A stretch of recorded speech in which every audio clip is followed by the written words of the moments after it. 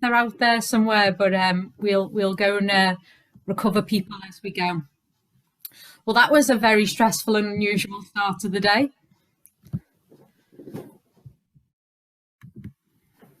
Welcome, everyone. If you're just joining and you weren't in the session before, you might be feeling slightly more normal than the rest of us. We've just done a laughter yoga session, so we're all feeling a little odd now. I'm just letting people in, so thank you for your patience.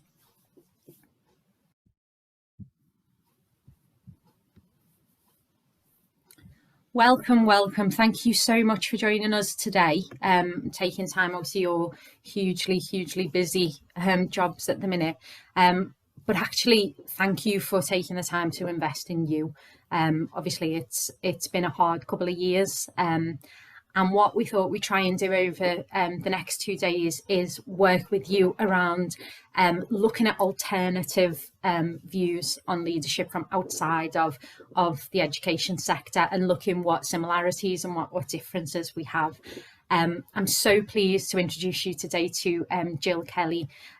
Gill is the Managing Director of M&Y Maintenance, and has worked in that company since she was 19, which was originally her dad's company. Her story is fascinating and resonated hugely with me personally as a leader.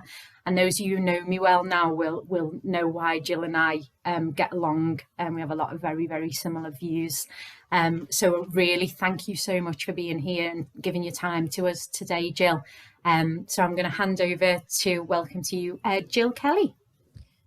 Good morning, everybody. Thanks for having me. Quite honoured, really, to be here to hopefully inspire a load of wonderful people like yourselves who are doing great things through what's been quite a difficult time. So for the next probably 40 minutes, I'm going to take you on my journey, and I say it warts and all. So I'm hoping you can laugh at my expense along the way as I share kind of what my life's been like. So I wanted to take you back to me with a bad red hair dye and I think an old perm stood in front of my first home that I bought when I was 19 years old. When I was 19, I wasn't quite sure what I wanted to do in life. I did okay at school. I wasn't particularly brilliantly academic, and I wasn't an all-A student, but I did okay. I think back then I wanted to go into teaching. One thing that I was aware of is my mum and dad started their own business. My dad was a joiner in Liverpool for Wimpy Homes, and decided one day his supervisor was getting on his nerves, and he could set up his own business and do it better. And I was about 5 years old when that happened. So growing up, I always remember the sacrifices my mum and dad made, and that they worked incredibly hard. So I just knew that whatever I did, if I worked hard enough, you know, it would be okay.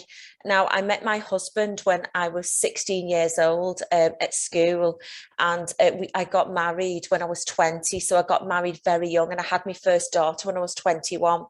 So my first job, I worked for a bailiff company, which I loved, and loved the fact that they said it as it is. And, you know, I really got on with the bailiffs who work there, but wasn't really good for social purpose. Didn't really feel I was giving anything back, because technically I was in debt collecting. And what happened when I was pregnant, when I was 21, my dad said to me, come and work for me. You can come. By then, the business was just run from home. He said, you can do my wages, you can do my payroll, you know, come and work for me. And that's what I did. So from, you know, 1920, I was involved in the business. So I'm going to take you forward then on that journey. So the photograph you see in front of you is me and my dad, me when I was 34. And between the ages of 19 and 34, I grew the business to a £2 million turnover business. So what we did is we used to work from home, and it's only since I left home, when I think back, all the operatives used to come to my mum and dad's house every morning. And I think, what must the neighbours have thought? They lived in a little close, and there used to be like 7 or 8 vans with operatives coming out and picking up materials out my dad's garage. I'm sure like the neighbours must have absolutely hated us. And then we got like a small lock-up, which was quite locally to us, and we moved out of my mum loved it because it meant she could have a cup of tea in a dressing gown in the morning and not see three joiners walking past the window to pick up plywood. So she was like really happy when we moved into small premises. And then what happened is me and my dad grew the business. I'd done business studies at school in a GCSE and an A level, and really loved business and enterprise. And I was very different to my dad because my dad was very old school, very abrupt, scary Scouser, swore a lot, said it as it is. You knew where you stood. But I'd been exposed to, in my business studies A level, about motivating people and how you get the best out of people, and it didn't have to be about shouting and fearing for your job, as you know my dad had been. And to be fair to him, he didn't know any different to that.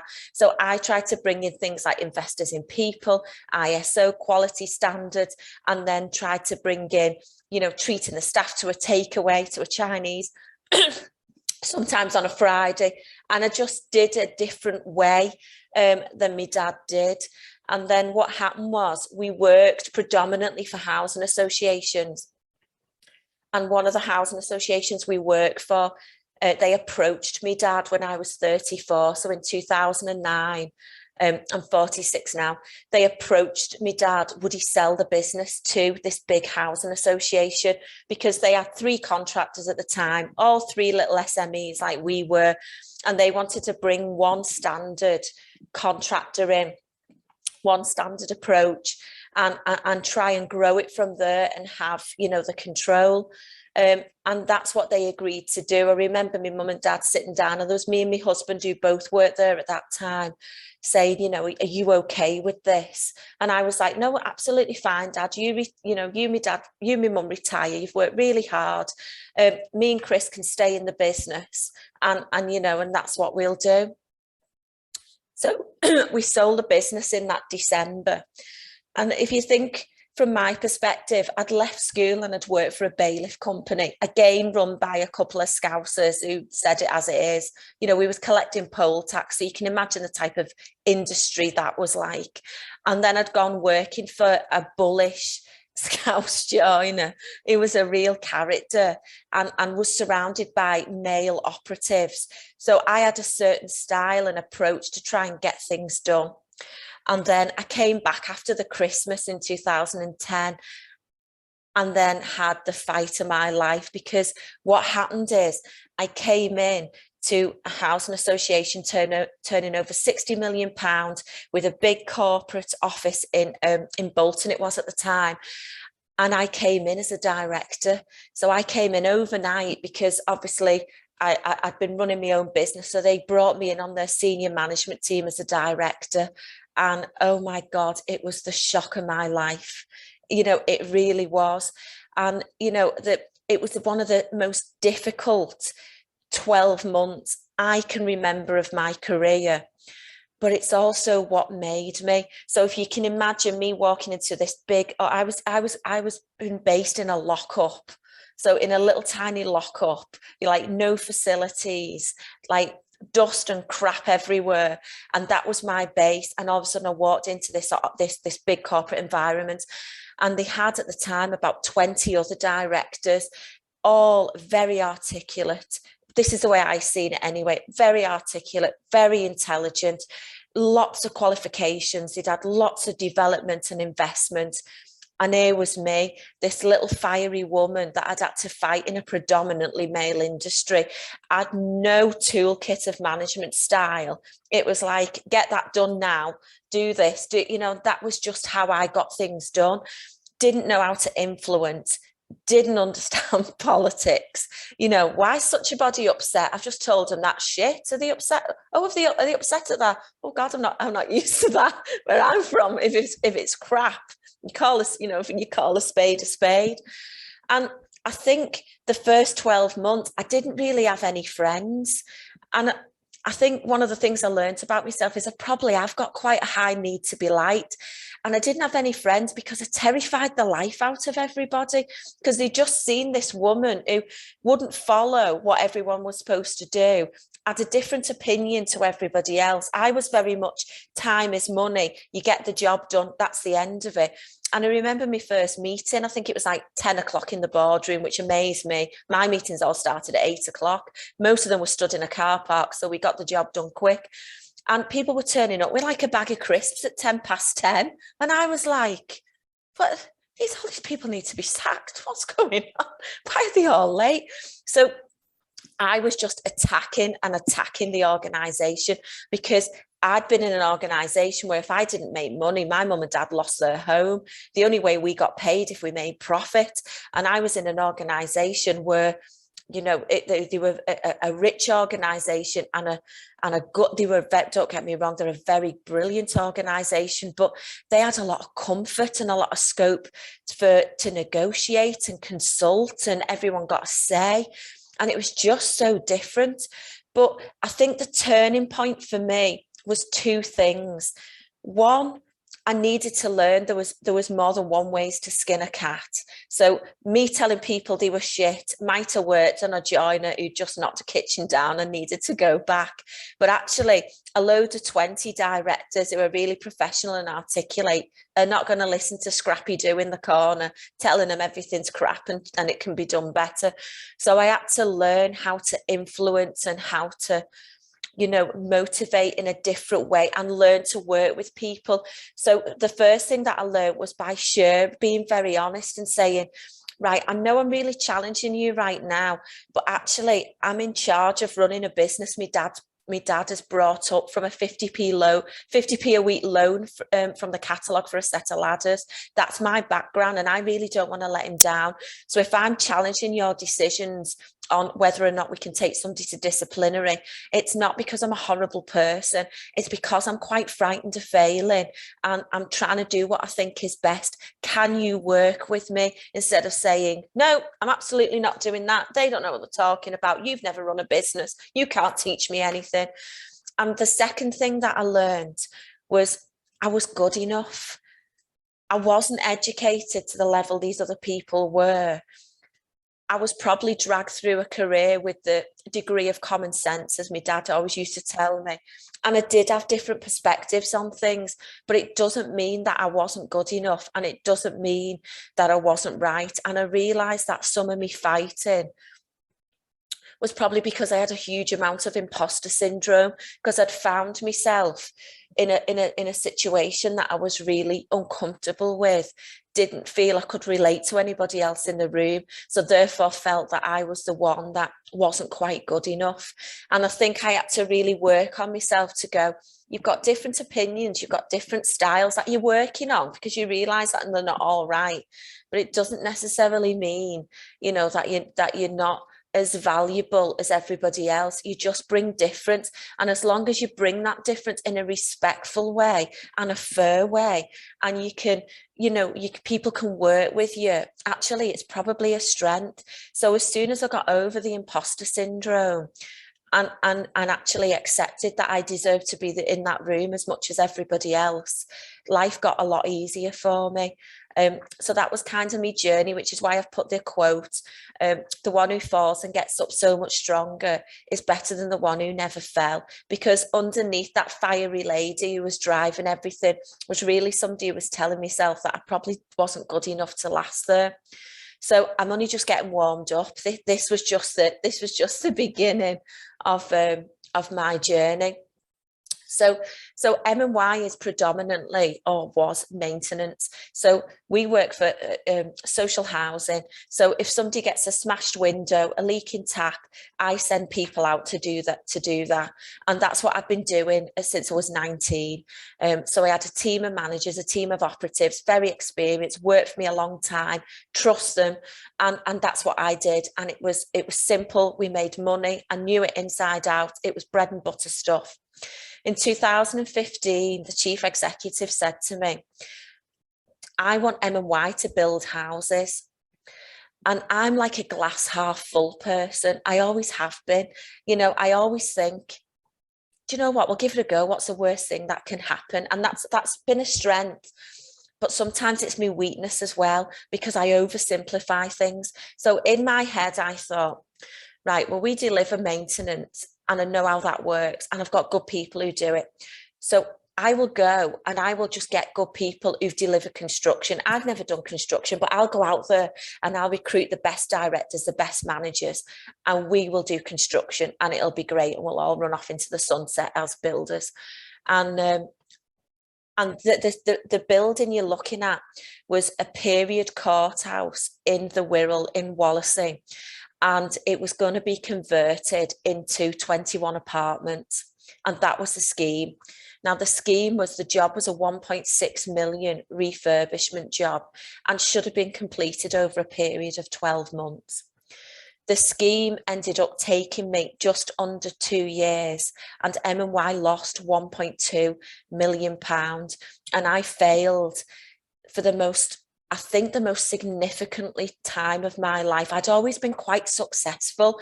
I'm quite a hard worker, and I'm very organised, and I don't clock watch. If it takes me 80 hours a week to get the job done, that's what I'll do. So I just thought that if you can do all of that, you can do anything. And to fail so publicly, because everyone in the organisation was watching. How is M&Y going to go into construction? Construction's really hard. I mean, you must see it in the news. Loads of construction companies go under because the risks are so high. If you price a job wrong, or, you know, something happens that goes wrong, you can literally lose like £500,000 overnight, like gone. It just, and as well, I always think you can kill people, you know, which is hard, isn't it, when you've got that responsibility? I've always had that responsibility because I've always managed tree surgeons, gas teams. And when you manage gas teams, you know you can kill people. And it's something I try not to think about before I go to sleep at night. I try and read a light-hearted novel to take it away from the fact that inside, deep down, I know I can kill people at work. So I have to really make sure I look after people. But this job nearly killed me. It literally, and I'm a very resilient person, and it nearly killed me. And 2 weeks before this job was due to hand over, I had sacked my construction director, my head of construction, and the site supervisor. I had 21 families waiting to move in 2 weeks. I had the Liverpool Echo and all the board members. They were all coming to an event for canapes and wine to celebrate the success of M&Y doing the first construction job. And I just sacked the full senior team because they were all crap, and the job just wasn't moving. I had no carpets down. I had no tarmac. We'd had a bad leak and 2 of the flats had collapsed into another 2 flats. And I couldn't push this back. I had the chief exec coming in 2 weeks. And I remember going up to see my dad on the Sunday. And he was like doing the usual, like like my dad looks 10 years younger since he's retired. And I look 10 years older. Like we've swapped, roles reversed. Like he looks fantastic and I look like me nan. And I went up and like he was like, how's things, Jill? What you're up to? And I cried.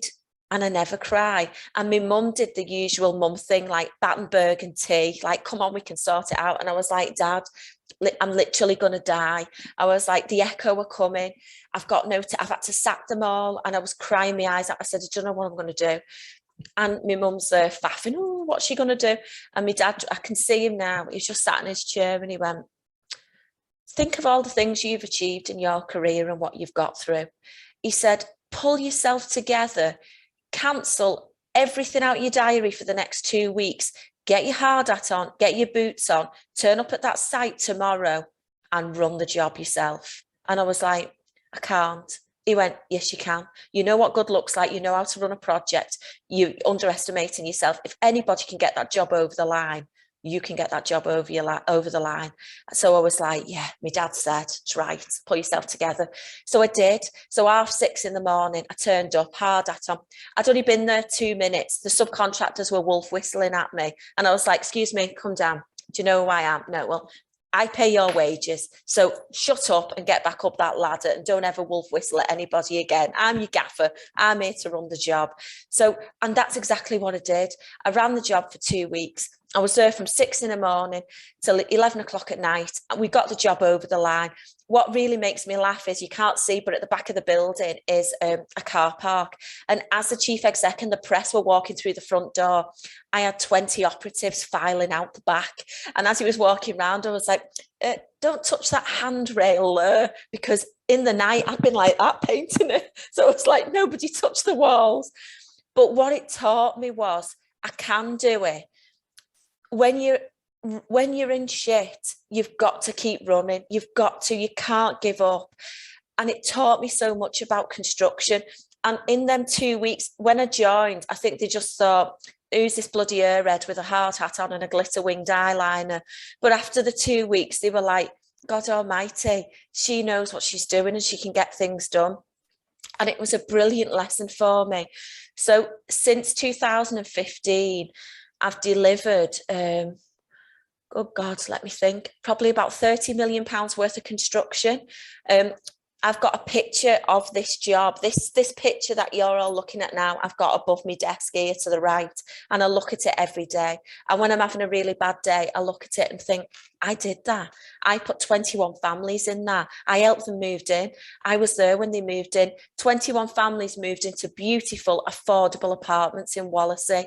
And I did that. I failed in the beginning, but I did that. So I have a huge picture of it above my desk. And on my worst days, I remind myself of the time I was on my knees and thought I couldn't do it anymore.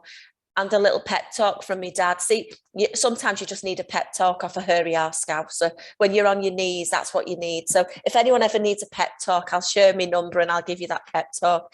And it's just about acknowledging that sometimes the hardest lessons are the best lessons. And, you know, we've gone on from that and we actually deliver construction really well.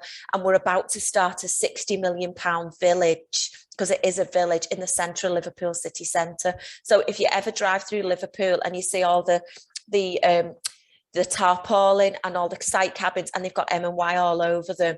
Remember the girl that was on her knees at this building in 2015 that nearly lost everything? Because that was me. But we've managed to move forward.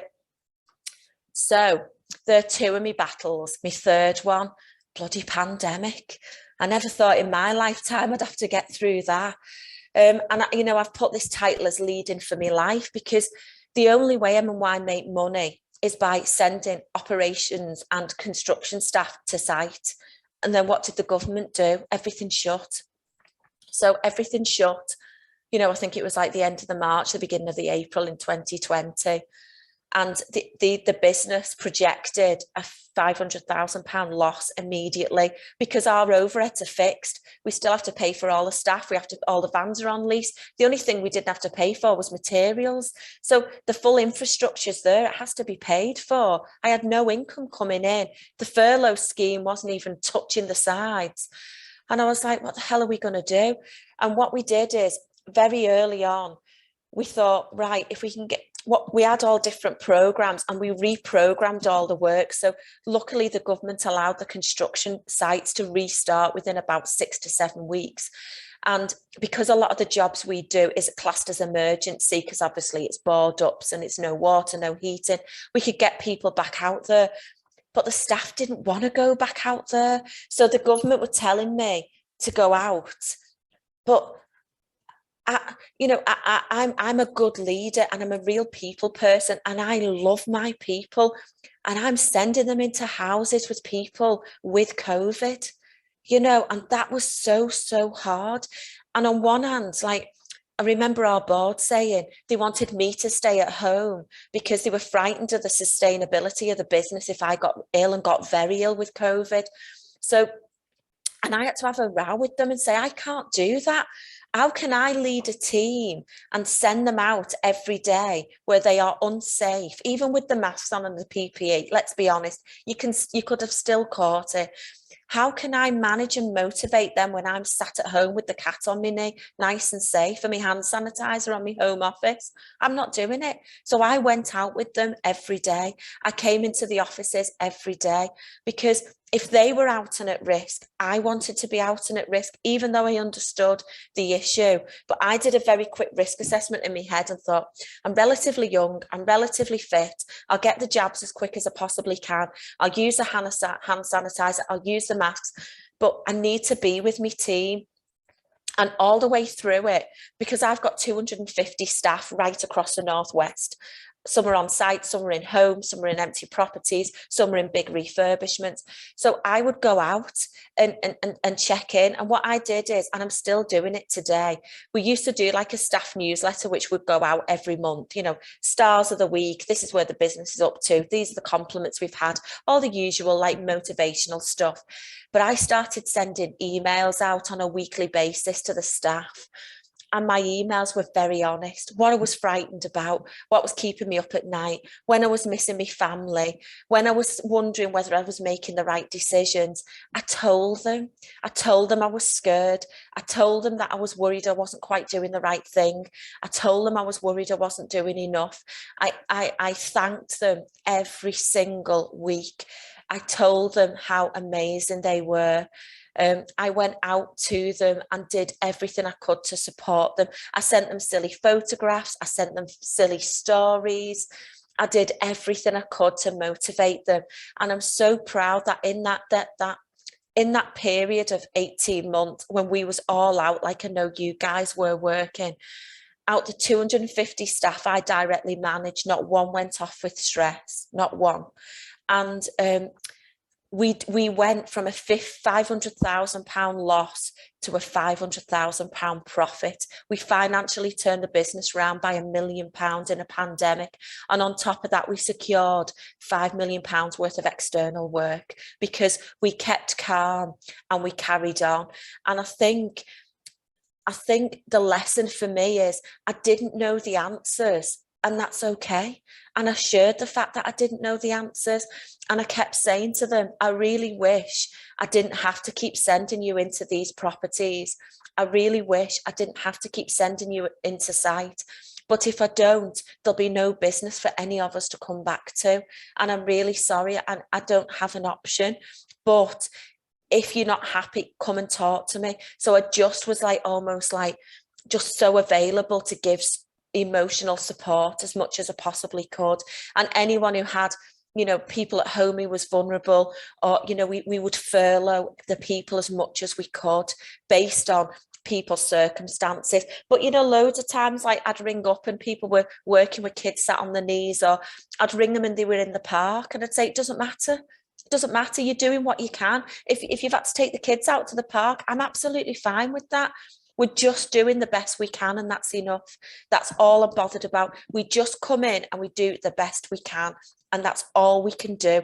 And I will never, ever be disappointed in anything less than that, because that's all we can do. So I think there are probably 3 examples that I wanted to share with you about my career and kind of the future of where M&Y is now. So when I joined at 19, you know, we were turning over, I think it was about 25,000. We were turning over. There was just me, my dad, my husband, and operatives. So this year, the year coming up, we're building a £60 million village in Grove Street over 3 years, which is a completely new community just outside the city centre. Which is going to be amazing, and a lot of them are going to be affordable homes, so people on low incomes can afford them, and they're going to be it's going to have its own shopping centre, and it's just amazing.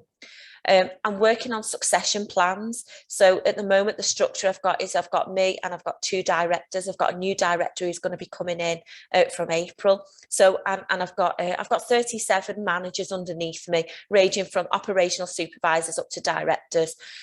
So it's looking at the future and where that comes from. What I'm also aware of is curious is great. Get loads of people who come into the business and ask you loads of questions. They're not being cheeky. They're not being a pain in the arse. It's great. Why'd you do it that way? I think we can do it better. Like, really listen to that challenge, because you never know everything. I don't. And I love people coming in and challenging me, asking me why I'm doing things and making me think outside the box. The business is going to be a 50 million turnover business. I actually have no idea how that's happened. I actually have no clue how somebody even asked me to come and speak to you guys today, because deep down, most of the time, I still think I'm 25 and I still think I'm working out my dad's garage. I think I've just forgotten everything what's gone on, because your roots are dead important, and that's where I still am today. So when people say things, I think I actually look round and think, are they on about me or is that somebody else? Because I still think deep down, I'm still that girl, still struggling to try and be enough. But I must be doing something right. It's probably the Scouse fire my dad's put in my belly. There's lots of change that's going to be coming. You've got to change. You've got to continuously change. Otherwise, you get left behind. I always remember years and years and years ago, we had a little business that provided us with single glazing units, glass units. And me and my dad went to see him, a man and his son. And we said, everyone wants double glazing. You need to get the equipment in to do double glazing. And he wouldn't listen to us. And the following year, we had to go to a different supplier because he wouldn't do it. The year after, he went bust. And I was like, you've got to, it doesn't matter what you believe. You've got to move with the times. You've got to move with change. Otherwise, you'll just be left standing. And courage. You've got to be so courageous. You know, M&Y, we've got a number of values. We've got ambition and dynamism. We've got teamwork. We've got customer focus. And we've got 6 values altogether. And courageous, you know, is one of them. And I always say, don't you love organisations that say, one of our values is courage. And you say, when was the last courageous decision you made? Oh, well, we've put vegetable chips in the vending machine, and you think, come on. So if they're your values, you've got to live them. So, you know, we make very courageous decisions, and I have to be very okay with failing. I fail all the bloody time. I think at one point I said to my boss, I think you should sack me, to be honest. I'm just shit. And I think at that point he said, go and make a drink and get out of my office. You're doing me head in. But I think you've got to be open to failure, you know, and that's okay. That's okay, because that's part of growth. You just be honest about it. I do it all the time. I just tell everybody I'm shit most of the time, but at least I give it a go, and make a difference. Think about how you make a difference. God Almighty, you guys could write a book how you make a difference. I wished I made a difference to people's lives the way you do. I mean, I do bits of it, but I mean, we've got like a nursery that's part of the group.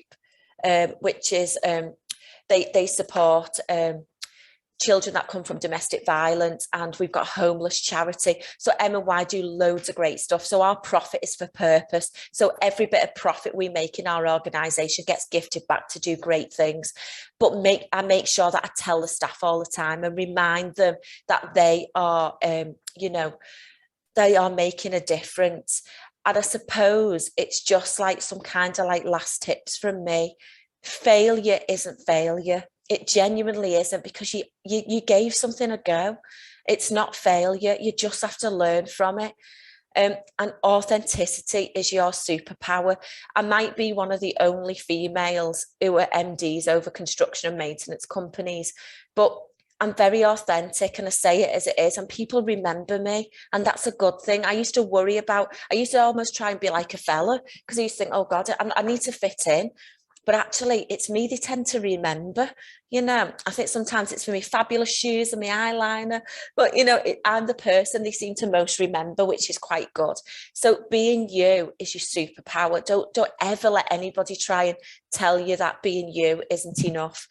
And resilience is so important. So I say to everybody, whatever you're going through in your life, get up, dress up, show up, always. It's never as bad as you think. Get up, put a nice frock on, put your favourite perfume on, and walk in that room like you own that shit, and people will believe you, and you'll feel 10 times better. So however bad you feel, get up, turn up, get up, dress up, go. And sharing your weaknesses is strength. You know, if you're frightened, if you've got something wrong, if you're not sure, I tell everybody. The whole world knows what I'm worried about. I tell everybody. And it's okay if you don't know everything. It's absolutely fine, because that's why you have a team around you. That's why we learn until we die. That's absolutely fine. And do what you are most fearful. I'm building a bloody village in Liverpool. I'm absolutely terrified. How the hell am I going to do? I actually still don't know how I'm going to do it. We start on site in February. I've no idea. I'll figure it out. But do what you are most fearful of. And this is really important, the last two. Don't take advice from people who don't cheer when you win. Because sometimes people out there, they're not your best supporters, and that's okay, because we don't have to like everybody. I'm a bit like Marmite. I'm fine with that. but surround yourself with people who'll challenge it and have got your back. So on my worst days, there's nothing worse than going for lunch with a friend who has chosen not to work and then starts lecturing me about, you have no time for yourself, this is no good, I don't know how you can be bothered putting yourself under this much pressure, you need to go and have your nails done, because it makes me feel like, oh my God, I'm failing at life, I don't do anything for myself. But if you surround yourself with people who are like you, who say, yeah, but look at the difference you make every day. Look at that. Look at the example you are for your children. Look at the example you are for other people. You make other people believe in themselves. That's what you need to do. And, you know, the quote, the failure is not important. It's how you overcome it. I always say you judge your manager by when things go wrong and not when things go right. And purpose. This is the last slide, guys. So those two beautiful ladies there are my daughters. So the dark one, Gemma, she is 25, and the blonde one, Abigail, is 23. And my purpose all along is that I want them to believe that they can breathe fire. So everything I do, I'm hoping that they look at me, and I'm hoping on their bad days that they'll get up and put their perfume on and go out the door, because the world needs more people like that to be able to do that and work us through. You know, when we was in the pandemic, it needed people like me sat at a desk in a best frock, when deep down I didn't have a clue what I was going to do, but I was there anyway. Deep down I probably wanted to get under the bed and rock, but I never did. So I hope that I can inspire my daughters. So the one on the left works for Gemma. She works for the NHS in HR. And the one on the left works for me, and she is my new business and my bid writer. And they've both got their own homes, and they're both getting married next year. I've got 2 weddings in 10 months. I mean, if I didn't have enough stress to deal with, they do this to me. I mean, God almighty, they're trying to kill the mother. So I've got 2 weddings in 10 months. So I'm literally going to be poor and shopping in Oxfam, but never mind. And create sustainable employment. That's what I'm trying to do. This is why I'm here. And provide warm and comfortable homes for many, to generate commercial profit for purpose.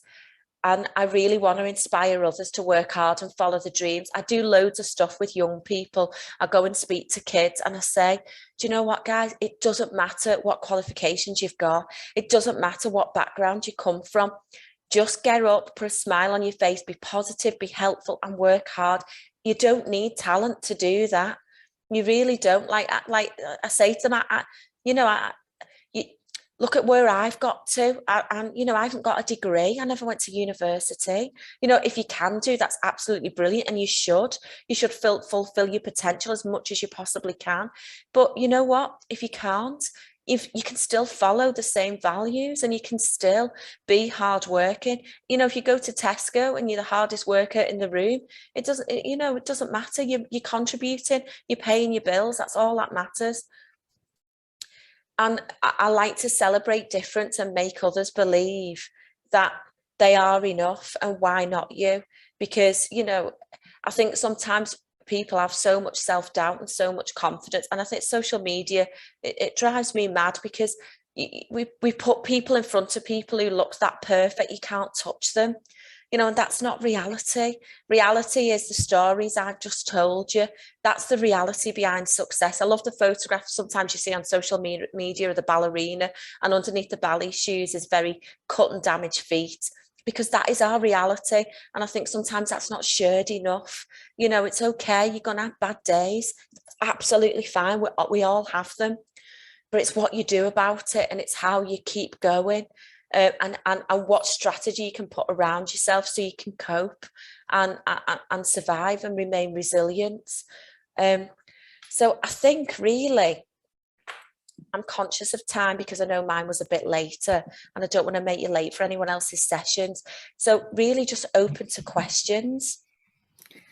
Thank you so much, Gill. Thank you. That was a really personal journey of leadership, and I think one that loads of us resonate. Me particularly, with your sparkly eyeliner and your sparkly shoes, and everyone in the room knows me well enough to know that. Does anybody have any questions that they would like to ask Gill? I think we should start calling our staff operatives. I've never heard that terminology. Is that just the name for everybody that works? No, it's a tradespeople. So all the tradespeople are operatives. Okay, amazing. Any questions? Anyone want to drop any in the chat if you're too shy? Because, you know, head teachers and leaders are known for being shy folk, aren't they? Hang on. You're getting some thanks in the chat, Gill. So, you're being invited to school. So, I'll share Jill's. If you email me, Angela, I'll put that. I'll put you in touch with Gill. Yeah, no problem. We can sort some of that out. I had one question, which was around if you had to give a piece of advice, if one of your operatives walked in and said they were struggling, one of the main agendas that we're struggling with, both with children and with staff at the minute, is mental health. If somebody walked in and said that they were struggling with their mental health, what would be your advice? How would you respond in the construction industry? I would say, I mean, we've got qualified mental health first aiders around the business. But what I always say to everybody is, I don't know anybody who doesn't suffer with mental health. You know, everybody does at one point in their life. They will do, some more worse than others. And it's absolutely fine for you to, what you need to do is to talk about it, and together we'll help you get some coping mechanisms around that, whatever they be.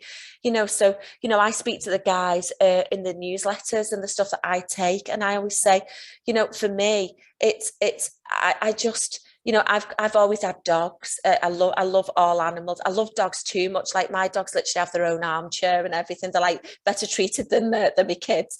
But I'll go for a good walk with them. And I always say, sometimes the Jill who walks in from work and the Jill who walks in from walking with the dog for an hour is a different Jill, because I can almost feel myself just by that. I think activity is very good for mental health, because it's that if you walk and you're moving forward, so your energy's focusing on your energy of walking, moving forward, probably more than you're overthinking in your mind. So I always just say, speak to people about how you're feeling and try and work on what makes you feel better and what can you put around you. You know, I've got loads of good friends that I can say, God Almighty, I'm having a really bad day, or I'm feeling really anxious at the moment. And just sometimes just by talking about it, because the reality is mental health will be with every single one of us all of our lives, and different things are going to trigger it. And that's the reality. And I think years ago, people just didn't speak about it. But, you know, I struggle with my mental health from time to time. You know, I feel anxious, I feel worried. So I always share that with anyone who comes to speak to me. And I'll say, sometimes on a Sunday night, I'll feel anxious about coming to work and I don't actually know why. But what my coping, and I'll say, well, this is my coping mechanism.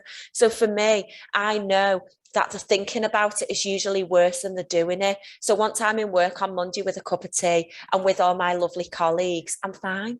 It's just sometimes I'm a bit like, you know, oh God, like I think about some of the stuff that I've got on, and the sheer responsibility. And I think it's that what makes me worried. So I think it's just sharing that it happens to all of us, and we should just share how we cope, because I think, and that's why I try and do in my talks, sometimes you think everybody else copes better, and they don't. They genuinely don't. Everybody has got their own battle and they're all just trying to swim along. And I think the more everybody shares that in a positive way, the more it makes people feel like they're not on their own. Absolutely.